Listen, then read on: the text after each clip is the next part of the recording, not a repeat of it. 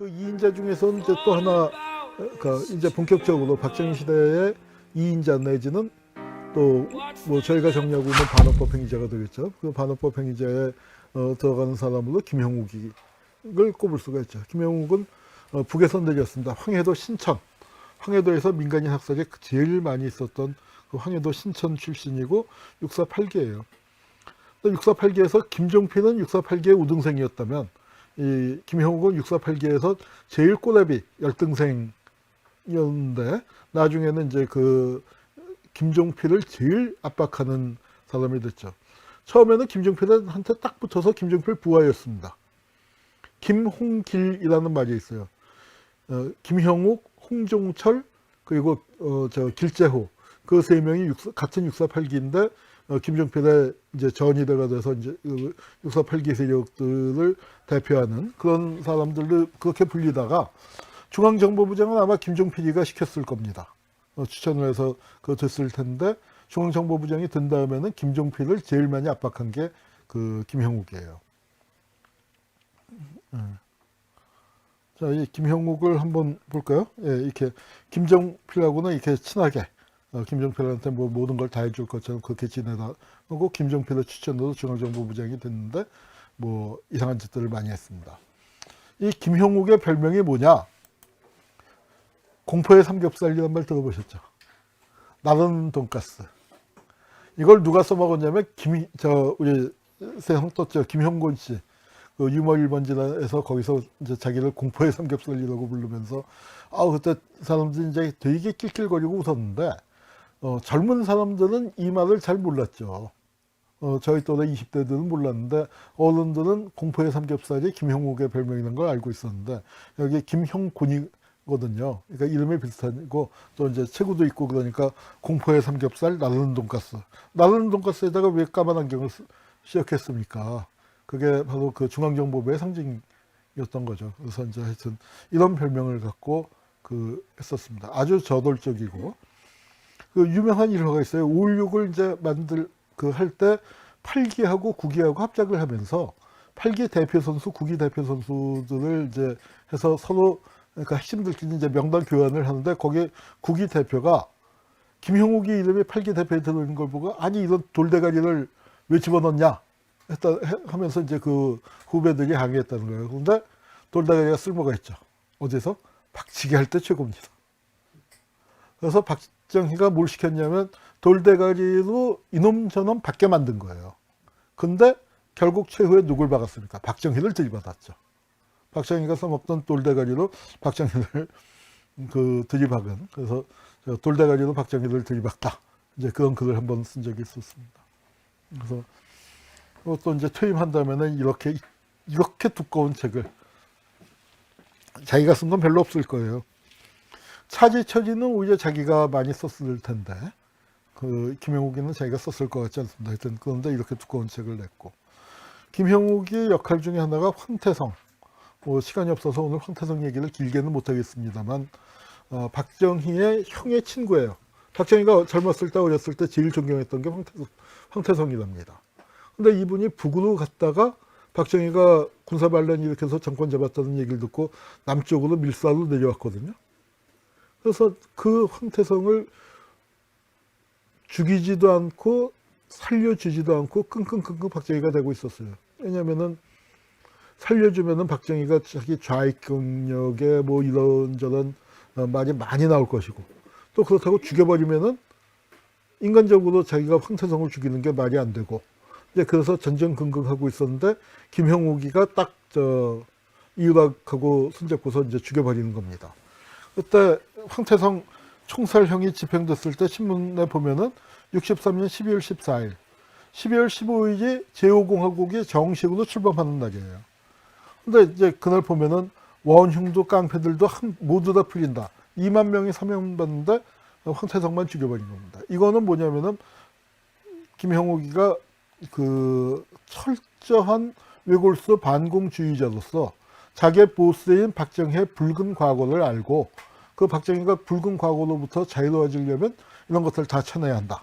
이제 그렇게 해서 죽인 거고요. 그 다음에 또 쳐낸 게 누구냐면 황용주입니다. 황용주는 박정희와 대구사범 동기예요. 사실은 뭡니까, 정수 장학회 사건, 그러니까 5.16 장학회 그거를 꾀를 낸 게 황영주죠. 그래서 저는 굉장히 나쁘게 평가를 하는데, 또 우리 안경환 선생님은 같은 밀양 동행이라고, 그 한교사 황영주가 꼭 그런 사람은 아닙니다 하면서 또 이제 그 황영주를 좋게 평가하는 책을 썼는데, 저는 아무리 생각해봐도 황영주는 좀 적어도 김지태를 중심으로 놓고 볼 때는 굉장히 비열한 짓을 한 사람이라고 생각을 합니다. 근데 황영주가 대구사범 출신으로 그렇게 세력을 떨치니까 이게 뭐랑 같냐면은 이성계가 조선을 개창했지만 이성계에 가까운 친구들 어떻게 됐습니까? 다 쫓겨났어요. 함경도 사람들 어떻게 됐습니까? 다 쫓겨났어요. 이방원이가 이제 들고 와서 여기서 다시 관문세가들하고 손잡고 신흥사대부 등용하고 하면서 했지. 함경도 세력들은 다 쫓겨났는데, 그 비슷하게 박정희의 대구사범 동창들 권력 근처에 얼씬 못하게 하는 겁니다. 그래서 먹고 살게 이권은 좀 줬지만 권력의 핵심부에는 오지 못하게, 권력의 핵심부에 가장 가까이 들어선 게 그나마 황영주였는데, 황영주 쳐내는 거죠. 왜? 황영주 쳐낸 중요한 이유는 황영주가 진보적인 생각을 갖고 있었고 과거에 좌익 활동을 한 바가 있다고 해서 쳐낸 겁니다. 그래서 이제 김영욱이가 중앙정보부장 때 기자회견하는 장면이에요. 중앙정보부장으로서 만든 게 인혁당 사건, 통역당 사건, 또 동백림 사건, 민비연 사건 등, 또 해방전략당 사건도 그렇고, 이수군 간첩 사건도 그렇고, 수많은 사건들을 만들어냈습니다. 동백림 사건도 김형욱 작품이고요. 사실은 박정희도 그거 크게 하지 말고 젊은 사람들이 북한 대사관을 좀 드나든 모양인데 잡아다가 주의 주고 이제 그러지 못하게 해서 했는데, 이 사건을 굉장히 크게 만들었죠. 네.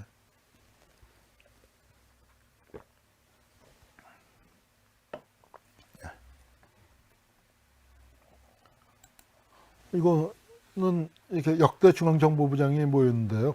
그러니까 김종필, 김용순, 그다음에 김재춘, 요게 김형욱이에요. 그러니까 이 사진으로는 좀 많이, 그러니까 아마 망명 나가기 직전이었던 것 같습니다. 71년경이었던 것 같고, 이게 이후락이고요. 그러니까 한때 최고의 권력자들이었고, 이게 김형욱이 글씨입니다.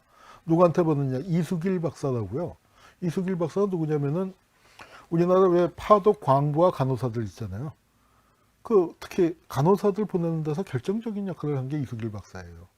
그리고 이제 정부하고 아주 굉장히 협조하고 그랬는데, 동백림 사건 때 이분을 잡아다가 뚫겨 팼는데, 이분이 소아마비로 장애가 심한데, 장애 있는 분을 갖다가 그러니까 이제 이분은 좀 들어오시라고 할 때야 이 간호사 보내는 그런 문제 때문에 그런가 보다 하고 그냥 믿고 왔는데, 잡아다가 아주 그냥 죽도록 팼습니다. 그래 놓고서 나중에 이제 이렇게 편지를 보낸 거네요. 네. 그리고 김형욱과 이후락이 이제 어디서 밥 먹고 나오는 사진을 찍었는데, 그 권력 관계에도 천적이 있어요. 김형욱이가 모든 사람에게 못된 짓을 했는데, 누구한테 당하냐면은 박정규한테 당했다고 해요. 박정규가 성격이 불같고 동작이 빨라서 정말 김형욱을 두들겨 패기도 하고, 손이 빠르니까 같이 권총을 뽑는데 늘 박정규가 먼저 뽑는 거죠.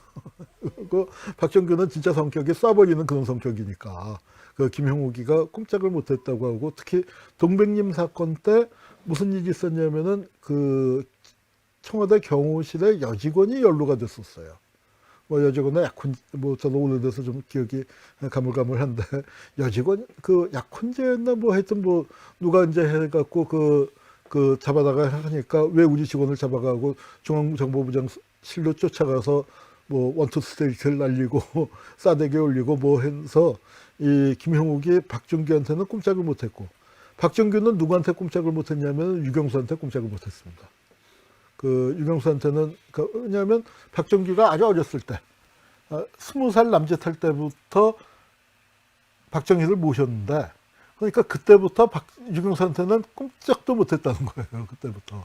그런데 유경수가 뭘 갖고 혼내냐면은, 왜 박정희 여자 관계 그거를 이제 박정규가 다 알아서 하는데 그것 때문에 안 좋은 소문 나고 하니까 박정규 잡아다가 쥐잡듯이 잡으니까 박정규 입장에서는 뭐 박정희 옆에 경호실장으로 있는 게 참 좋긴 한데 유경수 스트레스 때문에 못 있겠다. 그러고 어딜 나가고 싶어 했냐면 중앙정보부장을 나가고 싶어 했으니까 김형욱이 몰아내고 김형욱 입장에서는 박정규가 눈에 걸리는데 박정규는 워낙 박정희가 이뻐하고 그러니까 박정희의 신임이 김형욱이 볼 때도 자기보다 박정규를 훨씬 더 신임하고 가깝다는 걸 아니까 박정규를 또 함부로 건드리지도 못하고 이제 뭐 박정규한테는 많이 당했다고 그럽니다. 그리고 이제 이 김형욱이 뭘 했냐면 김형욱 이후라기가 뭘 했냐면은 삼선개헌에 아주 이제 탁 몰아붙여서 삼선개헌 분위기를 만들어서 비서실장으로 중앙정보부장으로 그렇게 했는데 박정희의 용인술이라는 게 뭐냐면은 삼선개헌에 딱 성공했잖아요. 그러면 김형욱이 당연히 상 줄 줄 알았는데 중앙정보부장도 모르게 개각 발표가 난 거예요. 그랬더니 중앙정보부장에 김계원 하고 방송에 딱 나오보니까 하루아침에 잘린 거죠. 그랬더니 어때요? 아까하고 비해서 표정이 어때요? 되게 순해졌죠. 이거는 공포의 삼겹살이 아니라 귀여운 도예지가 되어버렸습니다. 예. 그러니까 끈떨어진 권력이 떨어지고 난 다음에 그렇게 했는데 이후락하고 달랐던 게 뭐냐면 이후락이는 싹 그때 납작 엎드려 있으니까 박정희가 다시 불러줬는데 김형욱은 우씨 하고 불만을 이제 뭐 노골적으로 하다가 하고 야 이거 안 되겠다 싶으니까 그러다가 이제 자꾸 그러니까 박정희의 눈밖에 나죠. 박정희가 저 자식 저거 한번 손을 봐. 이제 뭐 그런 분위기를 감지하고는 외국으로 발라버렸습니다. 외국으로 발랐을 때 이제 좀 적당히 해서 노염 오해가 있었던 것 같습니다. 노염 푸세요. 저 들어가도 될까요? 뭐 이제 그렇게 좀 해야 하는데 그러지 않고 뭘 했냐면은 이제 한미 관계가 점점 나빠질 때 그때 프레이저 청문회에 나간 거죠. 프레이저 청문회에 나가서 박정희의 온갖 비리들을 까발리기 시작을 했습니다. 까발리기 시작하니까 이제 박정희 입장에서는 이제 저놈 봐라가 되고 이 프레이저 청문회에서 아주 그냥 동작도 크게 증언을 하는 거예요. 그래서 이제 이걸 들여보내기 위해서 그러면서 회고록을 쓴다고 하니까 그래서 동향인 민병권이라고 여기도 5.16 주체입니다. 그래서 김형욱하고는 같은 동네 출신이라서 아주 친한 사이인데 민병권도 보내고 뭐 여러 명이 갔습니다. 사절로. 그래서 야 너 회고록 쓰지 마라 돌아와라. 뭐 그다음에 돌아오면 어디 외국 대사자리 줄게. 그래서 외국 나가서 편지 있으면 좋지 않냐. 뭐 김형욱의 도냐 뭐 어마어마하게 빼돌려 놨으니까 뭐 그래서 그 곡도 왔다 갔다 하고 그렇게 해라 하는데 김형욱 입장에서는 글쎄요 더 달라고 한 건지 대사가 아니라 다시 권력을 달라고 한 건지 그러니까 뭐 이제 해서 그게 협상이 결렬이 됐습니다. 이 회고록은 누가 썼냐면 여기 박사월이라는 이름으로 나왔지만 김경재죠. 김경재가 이제 처음에는 순천 사람이라서 김대중 대통령 밑에서 국회의원도 하다가 헷가닥했어요. 동교동에 있었던 사람들 중에 사실은 전라도이기 때문에 김대중을 따라간 원래 보수들이 있거든요. 뭐 그런 사람들이 헷가닥할 때 여기도 헷가닥해서 박근혜 정권에 가붙고 박근혜 정권 때 아마 자유총연맹 이사장인가도 했죠. 뭐 이제 그래서 하여튼 이제 그쪽으로 가버렸는데 김경재가 김형욱 회고록이 김형욱의 고수를 받아서 썼는데 아이고 김형욱의 거를 이제 좀 과장해서 쓴 것뿐만 아니라 자기 것도 이상하게 써놨어요. 그래서 한국의 민주화운동은 마치 김형욱과 김경재 둘이 산 것처럼 그렇게 써놔서 하여튼 이 김형욱 회고록은 굉장히 중요한 정보이긴 하지만 우리가 또 조심해서 이용을 해야 합니다. 근데 이 김형욱이 올해가 김형욱 40주년입니다. 40주기라서 김형욱 40주기 특집을 한번 할까 말까 하다가 이제 안 하고 오늘 그냥 묻혀서 하게 됐는데 김형욱이 파리에서 실종됐어요. 예금 체제로 쥐지히 스위스에 뭐 다들 비자금 있으니까 쥐지히 간 거 아니냐. 파리에서는 왜 안 보이지? 그래서 자의에 의한 징발 추정.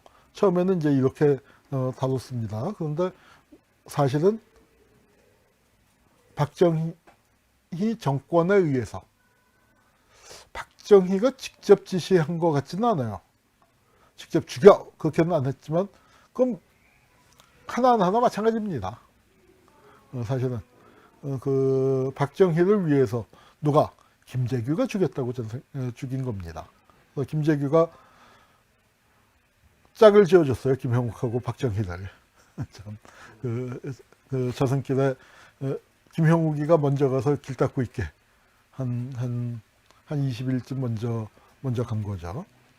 근데 이때 이제 그 김형욱이 갔을 때 별의별 얘기가 다 있었습니다. 시사저널에서도 이제 굉장히 큰 오보가 나갔는데, 결과적으로 오보인데, 뭐 정의상 기자는 제가 잘 알고, 정의상 기자가 또 그 국정원에다가 확인을 뭐 해달라고 했을 때 제가 국정원 과거사위에서 다리를 놔줘서 그 중간에 있었는데, 야, 국정원이란데 참 재밌고 무서운 데돼요. 그러니까 국정원은 국정원 나름대로 그 정의상 기자한테 확인하고 싶었었던 게 있어서, 그럼 나보고 그러면은 놔달라. 그래서 이제 같이 한번 만났는데 딱 국정원은 알고 있는 게 많잖아요.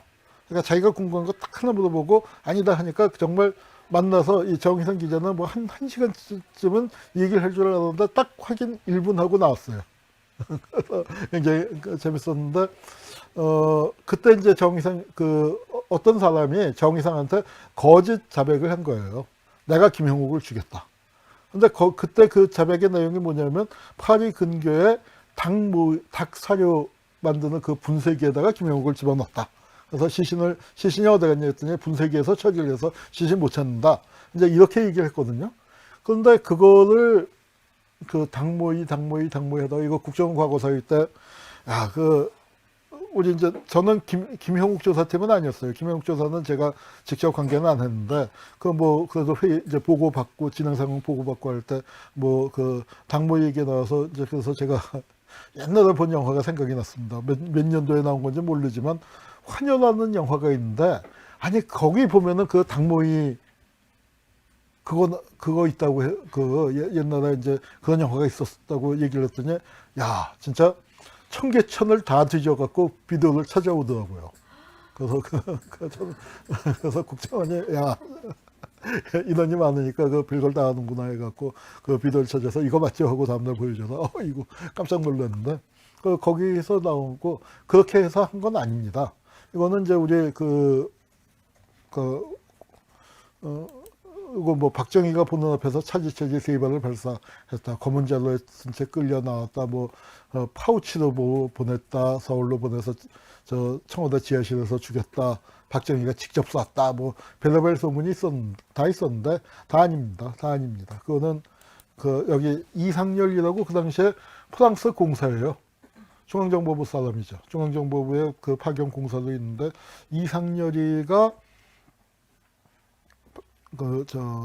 김재규의 지시를 받아서, 그러니까 누가 있냐면은 중앙정보부 직원으로, 그러니까 이 프랑스에 연수 나와 있던 사람들.